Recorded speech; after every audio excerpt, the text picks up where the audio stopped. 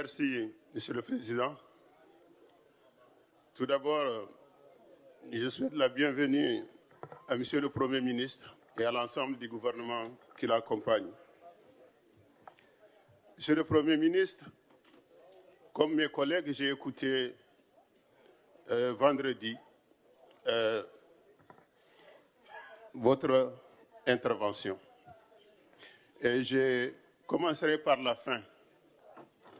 En concluant, vous avez parlé de deux choses. Comme deux catégories de personnes, pour moi, ça ne fait qu'une seule catégorie. Vous avez salué les Mauritaniens dont le cœur bat de joie et de fierté quand ils entendent parler de la nation et de la Mauritanie. Vous avez aussi parlé des autres Mauritaniens qui, le cœur frémit de jalousie quand ils entendent ce qui ne va pas dans ce pays. Pour moi, c'est la même catégorie. Et cette catégorie, j'espère en faire partie, et je pense que vous aussi, vous faites partie. Monsieur le Premier ministre, lorsque il y a quelques mois, vous êtes venu dans cette assemblée et que vous avez souligné 13 points en disant « je reviendrai vous voir et je vous rendrai compte ».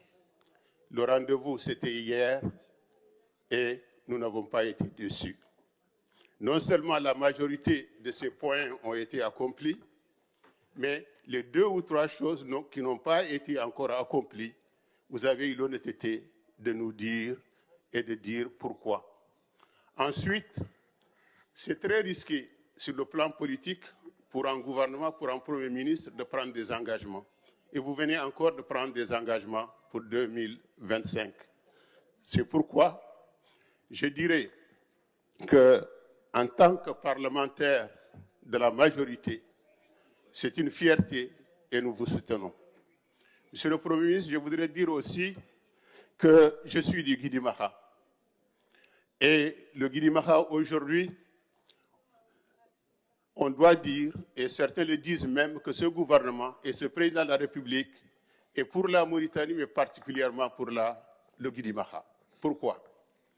Il y a quelque temps, on avait honte, parce que les gens nous disaient pourquoi nous sommes à l'OMVS et le courant est de l'autre côté et le courant n'est pas de ce côté. C'est chose conclue puisque les travaux sont entamés. L'hôpital de Sélibavi, pendant longtemps, nous traversons pour aller dans un autre pays pour se soigner. Aujourd'hui, c'est le sens inverse, c'est les autres qui reviennent au Guidimaha. Seulement, pour que ça puisse être maintenu, c'est un hôpital qui demande à être suivi et soutenu. Je voudrais dire, pour conclure, nous sommes avec vous et l'espoir est là. Et ce pays a besoin d'unité nationale, a besoin de développement. Et ce que vous avez fait jusqu'à là,